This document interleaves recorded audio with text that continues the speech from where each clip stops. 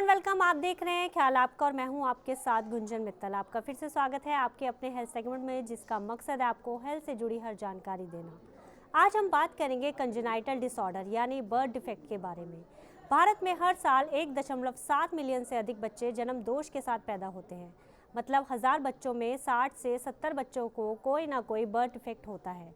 कटा तालु और कुछ हृदय दोष जैसे बर्थ डिफेक्ट आम हैं। कई जन्म दोष आजीवन विकलांगता और अन्य कई बीमारियों का कारण बन सकते हैं। कुछ गंभीर दोष बच्चे के जीवन के लिए खतरा भी हो सकते हैं। ऐसे में माँ बाप के मन में बच्चों को लेकर कई सवाल होते हैं। आज इन्हीं तमाम सवालों के जवाब जानेंगे Narayana super speciality hospital Gurugram के director and senior cardiologist doctor Hemant Madan से। डॉक्टर हेमंत, आपका बहुत बहुत स्वागत है हमारे शो में। Thank you Gunjan ji, thank you very much. बहुत अच्छा और बहुत एक मौका मिल रहा है कंजेनाइटल हार्ट डिजीज के बारे में बात करने का। इस बारे में मैं बहुत खुश हूँ। डॉक्टर, मेरा पहला सवाल आपसे कि कंजेनाइटल डिसऑर्डर क्या होता है, आसान भाषा में मुझे आप समझाइए। और इसका पता कैसे लगता है? क्या हम बर्थ से पहले इसका पता लगाकर इसका इलाज कर सकते हैं?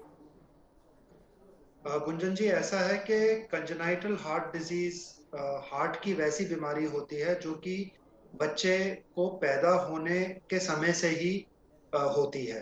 ओके। ये यूजुअली स्ट्रक्चरल हार्ट डिजीज होती है, यानी कि हार्ट के स्ट्रक्चर में इसमें कमजोरी होती है या हार्ट के स्ट्रक्चर में एक किस्म से दोष होता है। इसके अनेकों प्रकार होते हैं। कुछ बच्चों में हार्ट में होल्स होते हैं या छेद होते हैं जिसकी वजह से खून का मिक्सिंग होता है। कुछ बच्चों के वाल्व में या उनकी नसों में सिकुड़न होती है जिस वजह से ब्लड फ्लो में रुकावट होती है। कंजेनाइटल हार्ट, इनको मोटे मोटे तौर पे कंजेनाइटल हार्ट डिजीज या सीएचडी का नाम दिया जाता है। हम्म। जैसा आपने कहा, ये काफी कॉमन होती है और ये हमें मतलब एक किस्म से एक इग्नोर्ड बीमारी मानते हैं हम हार्ट में। जी। हार्ट में हमारा नॉर्मली जो हार्ट की बीमारियों में हम समझते हैं वो हम हार्ट अटैक समझते हैं। थोड़ी हम्म। और जानकारी हमारी बढ़ती है तो हम पेसमेकर वाली बीमारियां समझते हैं। ये हम्म। बच्चों की जो हार्ट की बीमारी है ये रिलेटिवली इग्नोर्ड है, लोगों को इसके बारे में ज्यादा ज्ञान नहीं है। जी बिल्कुल। इसको जी। आपका आपका दूसरा सवाल ये था कि इसको हम कैसे डायग्नोस करते हैं। हम्म। इसको हम यूजुअली एक टेस्ट होता है जिसको हम इकोकार्डियोग्राफी कहते हैं। आसान तौर पे इसको कहें तो एक किस्म से ये हार्ट का अल्ट्रासाउंड एग्जामिनेशन होता है। बहुत साधारण टेस्ट होता है, अब जगह जगह अवेलेबल है। ये इकोकार्डियोग्राफी से हम इस बीमारी की ये डायग्नोज भी नहीं, बट कितनी सिवियरिटी है, किस स्टेज पे इलाज करना है, वो हम इस साधारण से टेस्ट से पता कर सकते हैं। ओके। आपका तीसरा जो सवाल था वो ये था कि हम पैदा होने से पहले इसको आइडेंटिफाई कर सकते हैं। जी हाँ, आजकल एक स्पेशल टेस्ट होता है जिसको हम फीटल एकोकार्डियोग्राफी कहते हैं। जी। यानी कि जब माँ माँ के गर्भ में बच्चा होता है हम्म। उसी समय हम एकोकार्डियोग्राफी करके इस बीमारी को डायग्नोज कर सकते जी। और एंटी स्कैन, जितनी मुझे नॉलेज है, anti scan and double marker test बहुत बड़ी भूमिका निभाता है इसमें, जिसमें बच्चे के हैं। जी, मानसिक विकारों का पता लगाते हैं। मानसिक विकारों का, हार्ट का और बहुत सारी बीमारियां होती हैं जिसको हम इस स्कैन के द्वारा पता कर सकते जी। डॉक्टर, ये भी बताइए कंजेनाइटल डिसऑर्डर होने के कारण क्या हो सकते हैं? हैं। गुंजन जी, मैं चूंकि मैं हार्ट स्पेशलिस्ट हूँ, मैं कंजेनाइटल हार्ट डिजीज तक ही अपने एक किस्म से डिस्कशन को सीमित रखूंगा। जी। ब्रेन के डिसऑर्डर्स, तले हुए क्लेफ्ट पैलेट के बारे में मैं नहीं इसके बारे में डिस्कशन करूंगा। जो कंजेनाइटल हार्ट डिजीज है उसके एक्चुअल कारण जो है वो किसी को क्लियरली पता नहीं है, मगर हमें ये पता है कि कुछ रिस्क फैक्टर्स होते हैं हम्म। जिस वजह से ये कंजेनाइटल हार्ट डिजीज का इंसिडेंस बढ़ जाता है। जी। इन रिस्क फैक्टर्स में जो सबसे कॉमन रिस्क फैक्टर है उसको हमारी लैंग्वेज में कंसैंगुइनस मैरिज कहते हैं। ओके। कंसैंगुइनस मैरिज का मतलब यह है कि कुछ कम्युनिटीज हैं, इंडिया में भी ऐसी कम्युनिटीज हैं जिसमें जो एक औरत और एक आदमी का विवाह जो है वो फैमिली के अंदर ही होता है, हम्म। फैमिली से बाहर विवाह नहीं होता। तो इसको हमारी साइंटिफिक लैंग्वेज में कंसैंगुइनस मैरिज कहते हैं। कंसैंगुइनस मैरिजेस में जो बच्चे होते हैं उनमें हार्ट की डिजीज ज्यादा होती है। ओके। दूसरा है कि मदर को कुछ ऐसे एडिक्शंस हो, मेटरनल अल्कोहल इंटेक हो, मेटरनल स्मोकिंग हो। हम्म। मतलब माँ के पेट में जब बच्चा है और मदर स्मोकिंग करती रहे या मदर अल्कोहल लेती रहे, उसमें थोड़ा इंसिडेंस इन बीमारियों का ज्यादा होता है। ओके। तीसरी कुछ कुछ दवाएं होती हैं, जैसे वॉरफेरिन है, एंटी एपिलेप्टिक ड्रग्स है, मिर्गी के दौरे की दवाएं हैं। अगर मदर को ये दवाएं लेनी पड़ती हैं तो उस वजह से भी बच्चे में हार्ट की बीमारी का इंसिडेंस ज्यादा होता है। ओके। बट मैं आपको आपके माध्यम से ये कहना चाहूंगा कि अधिकतर इनमें से कोई कारण नहीं पता चलता है। अधिकतर ये कारण होते हैं, मगर ये कारण कुल मिला के 5 से 10% ज्यादा से ज्यादा नहीं होते हैं। ओके। 90% बच्चों में कोई कारण नहीं पता चलता है। बस बच्चे के एक किस्म से आप कहें तो जेनेटिक एबनॉर्मेलिटी होती है, जिसकी वजह से स्ट्रक्चरल हार्ट डिजीज या कंजेनाइटल हार्ट डिजीज हो जाती जी। सर, अगला सवाल मेरा आपसे ये है कि कंजेनाइटल डिसऑर्डर कितनी तरह के होते हैं और उनमें बच्चों को किन दिक्कतों का सामना करना पड़ सकता है, और क्या ये कभी लाइफ थ्रेटनिंग भी हो सकते हैं बच्चों के लिए? है। गुंजन जी, ये आपका बहुत ही एक किस्म से अच्छा सवाल है। हालांकि इस एक सवाल में 3 अलग अलग सवाल छुपे हैं। पहली चीज है कि कंजेनाइटल हार्ट डिजीज में बच्चों को क्या दिक्कतें हो सकती हैं। ये बात हमेशा याद रखनी है कि कंजेनाइटल हार्ट डिजीज जो है ये एक सीरियस टाइप की हार्ट डिजीज होती है। इसको इग्नोर जनरली नहीं करना चाहिए। इसमें बच्चा जो है वो डॉक्टर के पास माँ बाप यूजुअली 3 या 4 मुख्यतः सिम्टम्स के साथ लेकर जाते हैं।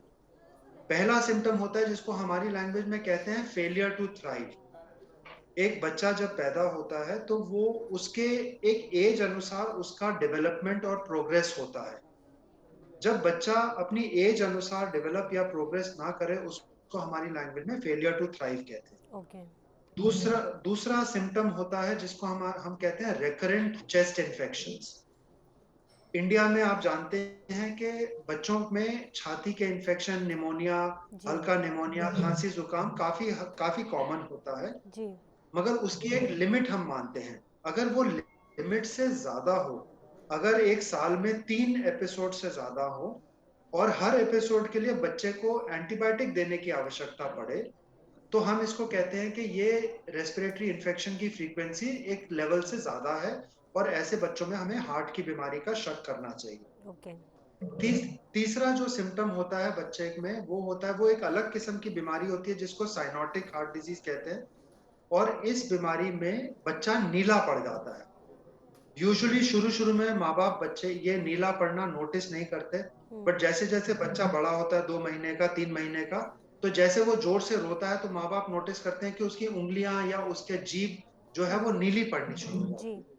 तो ये मोटे मोटे तौर पे ये 3 सिम्टम होते हैं जो कि ये एक किस्म से अंदेशा दे सकते हैं हमें कि ये बच्चे को शायद हार्ट की बीमारी होने का शक है। ओके। आपका दूसरा सवाल था कि किस टाइप के हार्ट की बीमारी होती है बच्चों में, कंजेनाइटल हार्ट डिजीज किस टाइप की होती है। जैसा मैंने आपको सिम्टम से बताया, ये मुख्यतः 2 तरीके से हम डिवाइड करते हैं। एक बीमारी को हम कहते हैं ए साइनोटिक हार्ट डिजीज, दूसरी को हम कहते हैं साइनोटिक हार्ट डिजीज। ओके। ए साइनोटिक का मतलब है कि जिसमें बच्चा नीला नहीं पड़ता, हार्ट की बीमारी है बट बच्चा नीला नहीं पड़ता। और दूसरी बीमारी वो होती है जिसमें बच्चा नीला पड़ता है। ओके। नीला पड़ने का क्या मतलब है? नीला पड़ने का मतलब यह है कि बच्चे में ऑक्सीजन की कैपेसिटी जो है वो कम है, शरीर में ऑक्सीजन की मात्रा वो कम है। ओके। जो बच्चे नीले पड़ते हैं इनमें अक्सर ऑक्सीजन की जो सैचुरेशन है, जो आजकल आप कोविड के टाइम में जानते हैं, हम सबको आदत है ऑक्सीजन सैचुरेशन नापने की। इन बच्चों में अधिकतर 85% से कम की ऑक्सीजन सैचुरेशन होती है जो बच्चे नीले पड़ते हैं। और जो नीले नहीं पड़ते उनमें यूजुअली सैचुरेशन जो है वो नॉर्मल होती है। तीसरी बात यह है कि इन बीमारियों का खतरा क्या होता हम्म। है। इन बीमारियों का खतरा, पहला खतरा यह होता है कि अगर इनको समय के साथ ठीक ना किया जाए हम्म। तो फिर ये इनऑपरेबल हो जाती हैं, फिर ये लाइलाज हो जाती है। जी। फिर इनके लिए एक एक समय से ज्यादा, वो अलग अलग बीमारियों की टाइम रेंज अलग अलग होती है, मगर एक बीमारी एक स्टेज से ज्यादा बढ़ जाए तो फिर ये लाइलाज हो जाती है। फिर हम इसका ऑपरेशन कर ही नहीं सकते क्योंकि ओके। लंग्स के अंदर इतना ज्यादा प्रेशर हो जाता है कि ये इलाज के लायक नहीं रहता। ओके। दूसरा होता है जो बच्चे नीले पड़ते हैं उनकी दिमागी हालत जो है वो उतनी डेवलप नहीं होती। इन बच्चों को फिट्स या मिर्गी के दौरे बहुत कॉमनली आ जाते हैं। खून गाढ़ा होने की वजह से जगह-जगह खून के थक्के जम सकते हैं। ब्रेन के अंदर इन्फेक्शन हो सकता है जिसको हम ब्रेन एब्सेस कहते हैं। तो ये सारी चीज़ें हार्ट की इन बीमारियों की वजह से हो सकती हैं। ओके। तो कुल तो कुल मिला के मेरे कहने का मतलब ये है कि इन बीमारियों को कभी भी लाइटली नहीं लेना चाहिए हुँ। और पीडियाट्रिक कार्डियोलॉजिस्ट की एडवाइस के अनुसार जैसे-जैसे वो एडवाइस करें, उस एज में आके इनको इलाज कराना चाहिए। जी, बिल्कुल। डॉक्टर ये भी बताइए कि किन बच्चों को कंजेनाइटल डिसऑर्डर का खतरा सबसे ज़्यादा रहता है? ये सवाल आपका एक सवाल जो पहले था उसी से रिलेटेड है। हुँ। अगर ऐसी फैमिली हो जिसमें कि कंसैंगुइनस मैरिज हो, जैसा कि मैंने आपको पहले समझाया कि कंसैंगुइनस मैरिज वो होती है जो कि माँ और बाप बच्चे का दोनों एक ही फैमिली से हों या हुँ। रिलेटेड हों। हमारे सोसाइटी में भी कुछ ऐसे सोसाइटीज़ हैं जिनमें कि एक ही फैमिली के अंदर शादी करी जाती है और ऐसी फैमिलीज़ में बच्चा कंजेनाइटल हार्ट डिज़ीज़ होने का खतरा खतरा ज़्यादा ज़्यादा होता बढ़ता है। है। जी। जी, दूसरा मैंने आपको बताया कि अगर मदर कोई दवाएँ लेती है या मदर अल्कोहल लेती है प्रेगनेंसी के दौरान या मदर स्मोकिंग करती है प्रेगनेंसी के दौरान, इनमें भी हार्ट की बीमारी का खतरा होता है। जी। एक और बहुत इंपॉर्टेंट रिस्क फैक्टर है वो है कि previous history of congenital heart disease. अगर एक फैमिली में एक बच्चा है ओके। जिसके कि पहले हार्ट डिजीज है, तो ये मदर जब नेक्स्ट टाइम प्रेग्नेंट होती है, इसके नेक्स्ट बेबी में भी ओके। कंजेनाइटल हार्ट डिजीज होने का खतरा जो है वो 10 गुना ज्यादा होता है। ओके। फिर कुछ ऐसे सिंड्रोम्स होते हैं, कुछ ऐसे पैदाइशी दिक्कतें होती हैं जिनमें कंजेनाइटल हार्ट डिजीज का खतरा ज्यादा होता है, जी। जैसे कि डाउन डाउन सिंड्रोम होता हुँ। है। हुँ। कुछ और सिंड्रोम्स होते हैं बच्चों में जो पैदाइशी सिंड्रोम्स होते हैं, इनमें भी कंजेनाइटल हार्ट डिजीज का खतरा ज्यादा होता है। जी। डॉक्टर ये भी बताइए कि प्रेगनेंसी बहुत इम्पोर्टेंट टाइम होता है जब जो एक मदर है वो गुड हैबिट्स जो है वो डेवलप कर सकती है। तो प्रेगनेंसी के दौरान महिलाओं को क्या एहतियात बरतनी चाहिए ताकि वो जो है अपने बच्चों को ये बर्थ डिफेक्ट से बचा सकें? बहुत अहम सवाल है और इसके जो मेजर्स हैं वो जनरली जो सारे जनरल मेजर्स हैं वही जनरल मेजर्स प्रेगनेंसी के दौरान भी एप्लीकेबल हैं। अगर तो आप एक मदर है जिसकी फैमिली हिस्ट्री है हार्ट डिजीज हुँ। की, कंजेनाइटल हार्ट डिजीज की, तो उसके लिए तो सबसे इम्पोर्टेंट प्रिकॉशन है कि जैसे जैसे गायनेकोलॉजिस्ट या जैसे जैसे उनके ऑब्स्टेट्रिशियन कहें, तो वैसे वैसे अपना चेकअप कराते रहना है। जी, लेवल बिल्कुल। लेवल 1 स्कैन, लेवल 2 स्कैन, अगर इंडिकेशन हो तो फीटल एकोकार्डियोग्राफी स्कैन, ये सब जैसे जैसे उनको उनके ट्रीटिंग डॉक्टर एडवाइस करें वैसे कराते रहें। जी। दूसरी चीज है अल्कोहल स्मोकिंग से बिल्कुल अपना बचाव करना है, बिल्कुल जी। कंज्यूम नहीं करना। आजकल की सोसाइटी में थोड़ा सोशल ड्रिंकिंग का जो है वो कल्चर एक किस्म से इंक्रीज हो रहा है। हुँ। तो एटलीस्ट प्रेगनेंसी के दौरान हमें कोशिश करनी चाहिए कि बिल्कुल अल्कोहल और स्मोकिंग से दूर रहें। जी। तीसरी चीज है कि अगर मदर को अनफॉर्चुनेटली मिर्गी की बीमारी है या कोई ऐसी बीमारी है जैसे हार्ट वाल्व रिप्लेस हुआ हो जिसकी वजह से ब्लड थिनर्स देने की जरूरत पड़े, तो अपने ट्रीटिंग डॉक्टर से कंसल्ट करके वो दवाइयों की डोज या तो मॉडिफाई करा लेनी चाहिए या फिर वो दवाइयों के ऑल्टरनेटिव्स लेने चाहिए ताकि इन दवाइयों का असर ग्रोइंग चाइल्ड पे ना पड़े। ओके। तो ये कुछ प्रिकॉशंस हैं जो कि अगर मदर ले, इन एडिशन टू जो जनरल प्रिकॉशंस है जैसे अच्छा लाइफस्टाइल रखना, हुँ। अपने ब्लड प्रेशर को कंट्रोल में रखना, ब्लड शुगर एक्सरसाइज़ को करना, कंट्रोल में रखना, योगा करना। एक्सरसाइज करना। तो जी। ये जनरल मेजर्स के अलावा ये स्पेसिफिक मेजर्स हैं जो कि कंजेनाइटल हार्ट डिजीज से बच्चे को बचा सकते हैं। जी। मैटरनल डायबिटीज, मदर में डायबिटीज होना एक और बहुत बड़ा रिस्क फैक्टर है और हुँ। अगर हम ब्लड शुगर मदर का कंट्रोल में रखेंगे तो हार्ट डिजीज के चांसेस कम हो जाते जी, बिल्कुल। डॉक्टर ये भी बताइए कि एक बच्चे में जन्म दोषों का इलाज कैसे किया जाता है और क्या हर तरह के कंजेनाइटल डिसऑर्डर का इलाज संभव है? हैं। जी, बहुत बहुत अहम सवाल है। कंजेनाइटल हार्ट डिजीज का इलाज बिल्कुल संभव है। पहली बात तो ये, जैसा मैंने कहा कि ये अधिकतर स्ट्रक्चरल डिजीजेस होती हैं, मतलब हार्ट के ढांचे में प्रॉब्लम होती है। ओके। तो इनका इलाज बिल्कुल संभव है। इनका इलाज जो है वो मुख्यतः दो दो तरीकों से किया जाता है। एक तरीका होता है जिसको कि हम बिना छाती खोले या बिना ऑपरेशन के इलाज करते हैं। ये एसेंशियली पीडियाट्रिक कार्डियोलॉजिस्ट नाम के विशेषज्ञ करते हैं। इनमें डिवाइस क्लोजर्स आते हैं, बैलून डायलिटेशन आते हैं, डिफेक्ट को बेसिकली जो होल्स हैं उनको बंद करने के लिए डिवाइसेस होते हैं। जी। जैसा मैंने कहा, ये हालांकि ऑपरेशन नहीं है, बट एक सामान्य भाषा में इंटरवेंशन इनको कहा जाता है। ओके। कुछ बीमारियां ऐसी होती हैं जो इन डिवाइसेस के लिए सूटेबल होती हैं। हम्म। काफी सारी बीमारियां ऐसी होती हैं जो कि डिवाइसेस के लिए सूटेबल नहीं होती हैं और उनको पीडियाट्रिक कार्डियक सर्जन सर्जरी के द्वारा ठीक करते हैं। ओके। इन बीमारियों का भी इलाज होता है। अब आजकल के टाइम पे इन बीमारियों का भी लॉन्ग टर्म फॉलोअप या लॉन्ग टर्म रिजल्ट्स जो है वो बहुत अच्छे हैं। बच्चों की बीमारी में मैं खाली आपके माध्यम से एक बात रीइंफोर्स करना चाहूंगा कि टाइमिंग ऑफ सर्जरी और टाइमिंग ऑफ इंटरवेंशन का बहुत इंपॉर्टेंट रोल जी होता बिल्कुल। जी। है। अगर हम बच्चे को ऐसे बच्चों में ना हमें ऑपरेशन जल्दी कराना है और ना बहुत लेट कराना है। इसका इसका डिसीजन कौन करता है? इसका डिसीजन पीडियाट्रिक कार्डियोलॉजिस्ट करते हैं। अलग अलग बीमारियों को अलग अलग स्टेज में ऑपरेट किया जाता है जी। और इसलिए टाइमिंग जो है इन प्रोसीजर्स की वो बहुत अहम एक मुद्दा होती है। जी। तो कहने का मतलब मेरा ये है कि सारी की सारी पीडियाट्रिक कंजेनाइटल हार्ट डिजीजेस जो है वो ट्रीटेबल होती हैं अगर हमारे पास सुविधा हो, अगर हमारे पास सही सलाह मिले। जी बिल्कुल। डॉक्टर आपने सही कहा कि अगर सही टाइमिंग पे उसकी सही पकड़ हो जाए और सही इलाज हो जाए तो हम बच्चे को एक हेल्दी लाइफ दे सकते हैं। जी बिल्कुल। डॉक्टर हेमंत, आपका बहुत बहुत शुक्रिया अपना कीमती समय हमें देने के लिए और हमारे तमाम सवालों के जवाब देने के लिए। Thank you so much doctor. Thank you Gunjan ji, thank you very much. Doctor की बताई सलाह के अनुसार गर्भवती महिलाओं को इन बातों का ध्यान रखना चाहिए जिससे आगे जाकर वो स्वस्थ बच्चे को जन्म दे सकें, क्योंकि कोई भी माँ बाप अपने बच्चे में किसी भी तरह के जन्म दोष नहीं देखना चाहते। अगर आपके दिमाग में भी हेल्थ से जुड़ा कोई भी सवाल या सजेशन हो तो प्लीज़ कमेंट बॉक्स में लिखकर ज़रूर बताएं। हम उस सवाल को अपने डॉक्टर तक ज़रूर पहुँचाएंगे।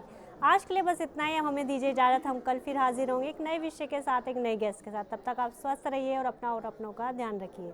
चलते चलते हम आपको बताना चाहते हैं TV9 डिजिटल के न्यू इनिशिएटिव TV9 वैन के बारे में। आखिर क्या है इनिशिएटिव, आइए देखते हैं इस छोटी सी वीडियो में। Today, doctors are busier than ever providing care and advice to patients. And the reality is that an average patient now spends much more time in the waiting room than in the doctor's chamber. With such a captive audience, it's time to put their wait time to good use.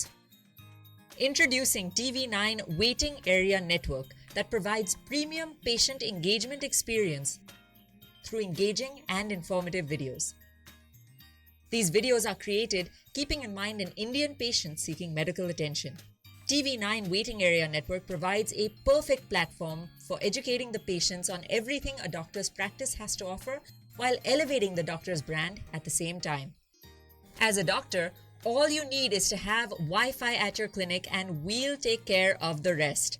We provide you with a TV, a media player, your clinic profile, and a playlist customized as per your practice. Combine all this with the regular news updates from TV9 and you have an awesome branding and marketing tool for your clinic. Write to us at van@tv9.com and we'll get in touch with you to set up our solution at your premises.